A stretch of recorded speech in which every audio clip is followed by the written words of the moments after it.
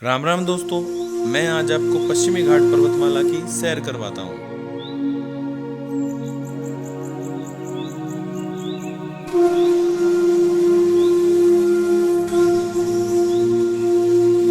इसे elephant head rock कहते हैं। ये महाराष्ट्र में स्थित है।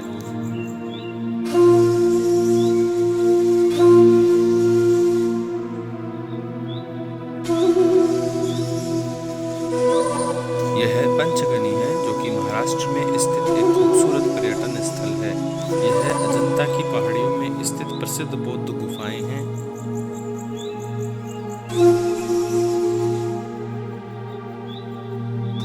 यह महाराष्ट्र में स्थित एलिफेंट हेड रॉक है।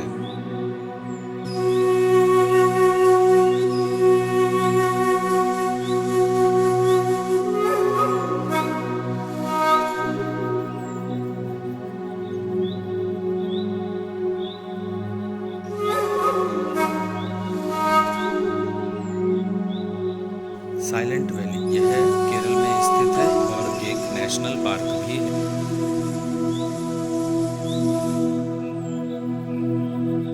इलायची के पौधों को देखिए, किस प्रकार से इनका प्लांटेशन किया जाता है। ये केरल में स्थित इलायची की पहाड़ियाँ हैं, इलायची की खेती के लिए प्रसिद्ध। Welcome friends on my YouTube channel geography classes. Friends, आज अपन बात करने वाले हैं पश्चिमी घाट पर्वतमाला पर। ठीक है, तो शुरू करते हैं हमारे आज का जो हमारा टॉपिक है।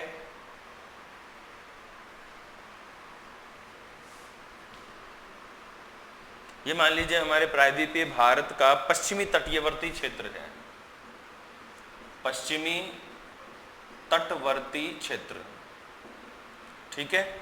अब पश्चिमी तटवर्ती क्षेत्र के सहारे सहारे गिरनार ये कहाँ है? गुजरात में है। और गिरनार और सौराष्ट्र की जो पहाड़ियाँ हैं गुजरात में यहाँ से हमारी पश्चिमी घाट पर्वतमाला शुरू होती है और इसका जो दक्षिणतम विस्तार है वो लास्ट में हमारे कन्याकुमारी तक विस्तृत है। दक्षिण में पूरा लास्ट तक है, तो दक्षिण में कन्याकुमारी, ठीक है, ये ध्यान रखना है। तो सौराष्ट्र में गिरनार की पहाड़ियों से लेकर कन्याकुमारी तक हमारी पश्चिमी घाट पर्वतमाला है। ये कंटिन्यूस, अगर हम बात करते हैं तो कंटिन्यूस ये भारत की सबसे लंबी पर्वत श्रृंखला है। कंटिन्यूस देखेंगे ना तो भारत की ये सबसे लंबी पर्वत श्रृंखला है। वैसे टुकड़ों में जोड़ते अगर हम देखते हैं तो हिमालय जो है वो सबसे लंबी हो जाती है। तो कंटिन्यूस ये सबसे लंबी पर्वत श्रृंखला है भारत की। अब गिरनार से जो सौराष्ट्र यज्ञ से गिरनार तक जो है, ये जो हमारा पूरा क्षेत्र है, इसको हम पश्चिमी घाट कहते हैं। इसको हम नदियों के आधार पर भी बांट सकते हैं, है ना। नदियों के आधार पर भी और कुछ दर्रों को ऐड करते हुए विभाजित कर सकते हैं। तो गिरनार और सौराष्ट्र की पहाड़ियों के अलावा यहाँ पे ताप्ती नदी होती है। ताप्ती नदी, तो ताप्ती नदी से लेकर मलप्रभा नदी तक मलप्रभा जो नदी है ये कृष्णा की सहायक नदी है। ये तो कृष्णा और ये मलप्रभा, ठीक है, ओके। तो ताप्ती नदी से मलप्रभा नदी से लेकर पाल घाट दर्रे तक जो कि केरल में है, और फिर पाल घाट दर्रे से लेकर लास्ट में कन्याकुमारी तक का जो पूरा पोर्शन है वो पश्चिमी घाट पर्वतमाला कहलाता है। अब इसको देखो, ताप्ती नदी से मलप्रभा जो नदी है ये तो हो गया इसका उत्तरी भाग। दूसरा, मलप्रभा से लेके पालघाट दर्रे तक का जो एरिया है, कहां से? मलप्रभा नदी से पालघाट तक का जो एरिया है ये हो गया मध्य भाग, ठीक है। और उसके बाद पालघाट दर्रे से लेके कन्याकुमारी तक जो हो गया वो हो गया इसका दक्षिणी भाग। अब एक चीज और बताऊं मैं आपको, एक क्वेश्चन आता है कि पश्चिमी घाट पर्वतमाला की सर्वोच्च चोटी कौन सी है? तो पश्चिमी घाट पर्वतमाला की जो सबसे ऊंची चोटी है वो है अनाईमुडी, ठीक है। ये अनाईमुडी जो है 2695 मीटर है, केरल में है। ओके। इसके अलावा फिर जो केरल है, सॉरी केरल क्या, अपना जो तमिलनाडु है, तमिलनाडु में दोदा बेटा है जो कि नीलगिरी की पहाड़ियों का सबसे ऊंचा शिखर है। नीलगिरी का सबसे ऊंचा शिखर है, यानी दक्षिण भारत का सर्वोच्च शिखर अनाईमुडी, दक्षिण भारत का दूसरा सर्वोच्च शिखर दोदा बेटा, ये करीब 2637 मीटर है। अब जो दोदा बेटा है ये नीलगिरी का सर्वोच्च है, बट ये जरूर ध्यान रखना नीलगिरी का सर्वोच्च है, ओके ना, ये ध्यान रखना है आपको। अब मैं आपसे क्वेश्चन पूछने जा रहा हूँ। क्वेश्चन क्या था, आज का जो अपने टेलीग्राम पे जो लाइव क्वेश्चन सीरीज थी उसमें भी वो मैंने क्वेश्चन डाला था।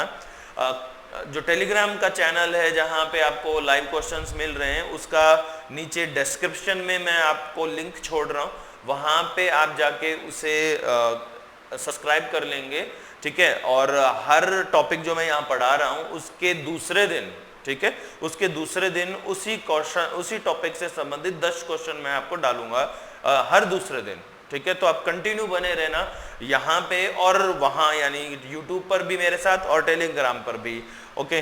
तो अब आगे बात कर लेते हैं। जो क्वेश्चन था वो मैं बता रहा हूँ आपको कि उत्तर में कंचनजंगा ये भारत का सर्वोच्च शिखर है, दक्षिण में अनाईमुडी, ये दक्षिण में अनाईमुडी, इन दोनों के बीच में सबसे ऊंचा शिखर। अब देखो कुछ ने आंसर दोदा बेटा भी किया था कि इन दोनों के बीच में सबसे ऊंचा शिखर दोदा बेटा, बट दोदा बेटा तो स्वयं दक्षिण में ही है ना, तो उत्तर और दक्षिण इनके बीच में जो सबसे ऊंचा शिखर है वो राजस्थान में गुरु शिखर, ठीक है, गुरु शिखर 1722 मीटर, ये ध्यान रखना है आपको, ओके। अब एक और अच्छा क्वेश्चन, ये क्वेश्चन है कि पश्चिमी घाट पर्वतमाला को सह्याद्री कहाँ कहते हैं? सह्याद्री, पश्चिमी घाट जो पर्वतमाला है उसको सह्याद्री विशेषकर महाराष्ट्र में और कर्नाटक में कहते हैं, ये ध्यान रखना है आपको।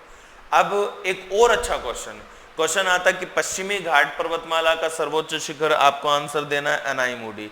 अगर आपको कोई ऐसे पूछे ना कि सह्याद्री का सबसे ऊंचा शिखर, तो सह्याद्री का सबसे ऊंचा शिखर अनाईमुडी मत दे देना। सह्याद्री का सबसे ऊंचा शिखर है महाराष्ट्र में कलसूबाई, कलसूबाई, ठीक है ना, ये ध्यान रखना है।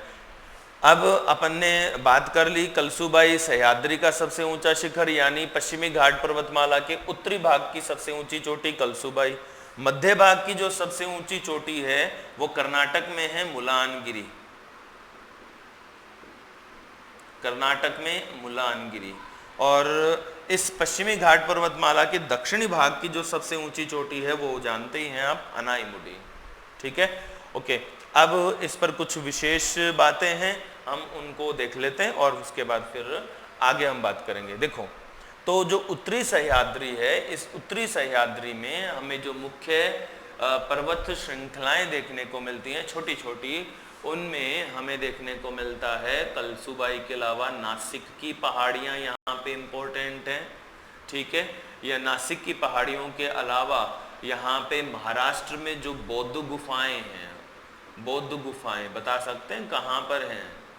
महाराष्ट्र में जो बौद्ध गुफाएं हैं वो आपको मिल जाएंगी अजंता की जो पहाड़ियां हैं, अजंता और एलोरा, अजंता और एलोरा की जो पहाड़ियां हैं, इन पहाड़ियों को काट कर यहाँ पर बौद्ध गुफाएं बनाई गई हैं, है ना, ये आपको ध्यान रखना है। बहुत ही खूबसूरत हैं ये गुफाएं, इनमें किसी पिलर का, किसी भी यहाँ तक कि चूना वूना कुछ यूज नहीं किया है। एक बड़ी सी चट्टान है, चट्टान को भीतर से काटते काटते काटते पूरी गुफा का निर्माण किया है। बहुत ही शानदार, ऐसा लगेगा जैसे गुफा के भीतर निर्मित एक महल है, ठीक है, जबरदस्त है ये अजंता और एलोरा। आप जरूर जाएं और यहाँ इनको देखें।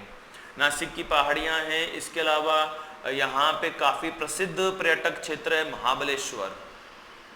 महाबलेश्वर काफ़ी प्रसिद्ध पर्यटक क्षेत्र है। हाथी गुफा, सॉरी एलिफेंट रॉक, हाथी चट्टान बोल रहा था एक्चुअल पे में, तो एलिफेंट रॉक यहाँ जबरदस्त है महाबलेश्वर में। नासिक की पहाड़ियों से कौन सी नदी निकलती है? गोदावरी, ये ध्यान रखना। और नासिक जो है, नासिक में यहाँ पर गोदावरी नदी के किनारे कुंभ का आयोजन होता है, सिंहस्थ कुंभ का आयोजन, सिंहस्थ नहीं है एक्चुअल में, कुंभ मान लीजिए, कुंभ का आयोजन होता है, ये नासिक में कुंभ का आयोजन होता है, ठीक है। इसके बाद हम बात करते हैं हमारी जो मध्यवर्ती जो पश्चिमी घाट पर्वतमाला है, मलप्रभा नदी से लेकर पालघाट दर्रे तक।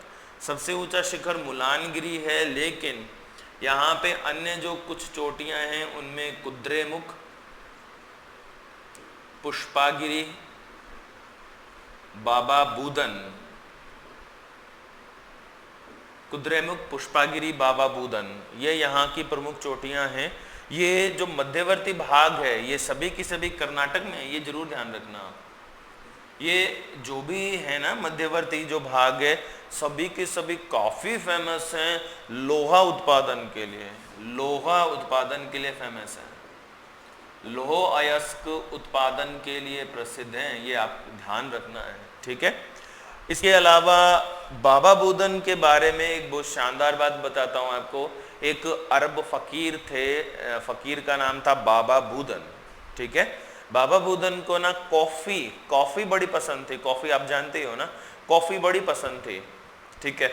अरब से भारत में आए, भारत में जब वो आए तो अपने साथ है ना कॉफी लेके आए, क्योंकि भारत में होती नहीं थी ना पहले, तो कॉफी लेके आए, उनको भूनते और चाय कॉफी बनाते पी लेते।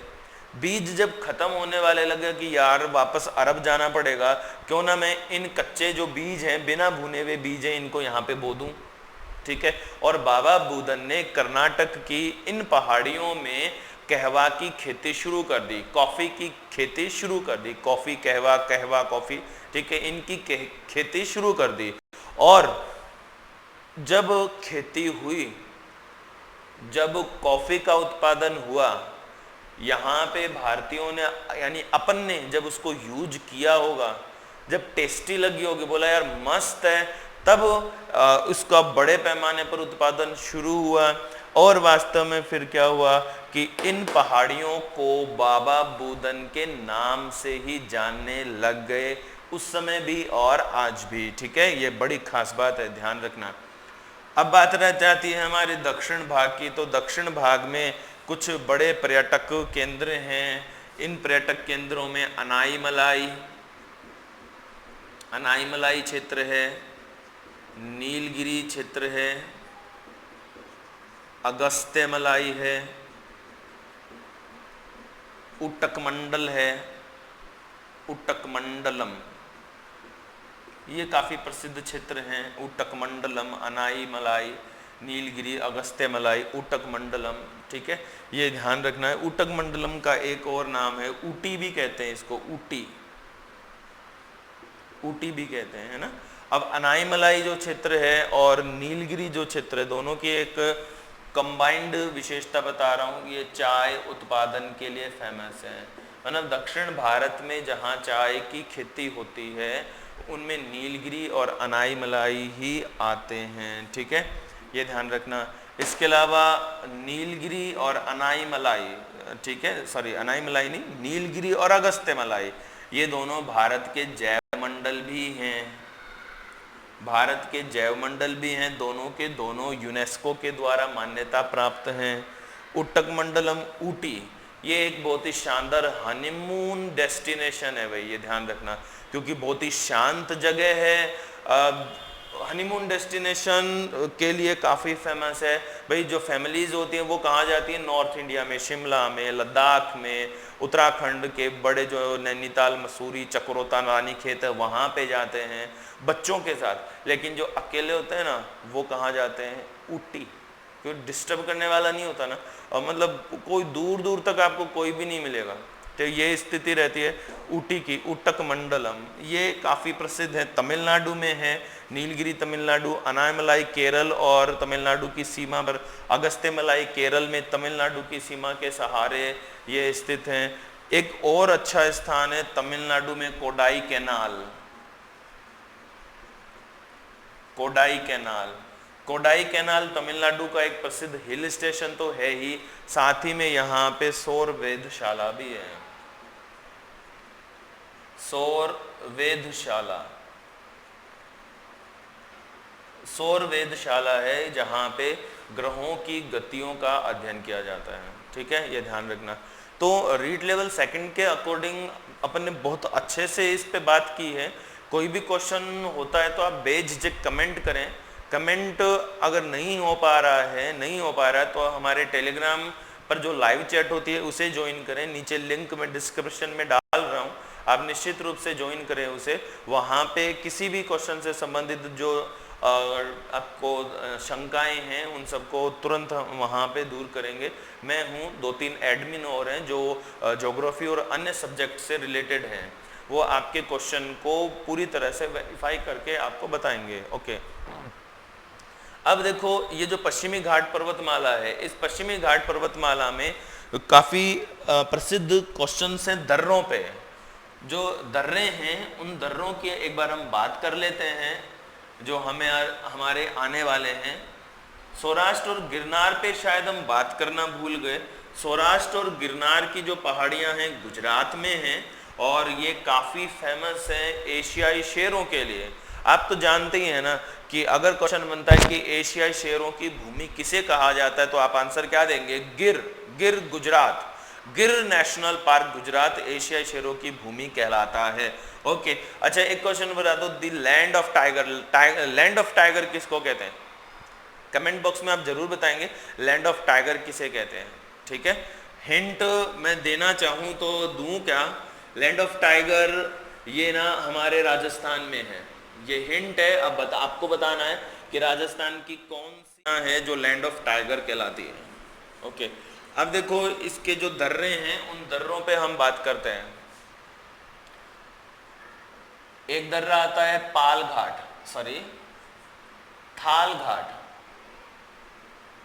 एक दर्रा इसके नीचे है भौर घाट। एक दर्रा इसके नीचे पाल घाट और एक दर्रा है शैनकोट। और भी बीच में है दर्रे बट वो आपके लिए आवश्यक नहीं है। अब थाल घाट की अगर हम बात करें तो थाल घाट मुंबई को कोलकाता से जोड़ता है। मुंबई को कोलकाता तक जाने का मार्ग प्रदान करता है। भौर घाट जो है ये मुंबई को पुणे तक जाने का मार्ग प्रदान करता है। हमारा जो पाल घाट है ये एक स्थान है कोझीकोड। पाल घाट बता दूं मैं पहले केरल में है, भौर घाट महाराष्ट्र में है, थाल घाट भी महाराष्ट्र में है। पाल घाट एक स्थान है कोझीकोड, ये कोझीकोड केरल में है। को तमिलनाडु के कोयम्बटूर से जोड़ता है, ये ध्यान रखना है। शैनकोट जो दर्रा है वो केरल के त्रिवेंद्रम, शैनकोट भी केरल में है, केरल के त्रिवेंद्रम को मदुरई तमिलनाडु से जोड़ता है। ठीक है, ये ध्यान रखना। ओके फ्रेंड्स आज 5 मई अपने टेलीग्राम चैनल पे एक बहुत शानदार लाइव क्विज प्रतियोगिता रखी गई थी। एक शानदार टेस्ट का आयोजन किया गया था जिसमें बढ़ चढ़ कर बच्चों ने हिस्सा लिया। आप भी उससे जुड़िए और अपने जो क्वेश्चंस हैं, अपनी जो कैपेबिलिटी है, अपनी जो योग्यता है उसको वहाँ पे परखिए। नीचे डिस्क्रिप्शन में लिंक छोड़ रहा हूँ, आप वहाँ से ज़रूर चैनल को सब्सक्राइब करेंगे और अपनी एबिलिटी को जानेंगे। ओके फ्रेंड्स, आप चैनल को सब्सक्राइब कीजिए, वीडियोज़ लाइक कीजिए, शेयर कीजिए। थैंक यू एंड जय हिंद।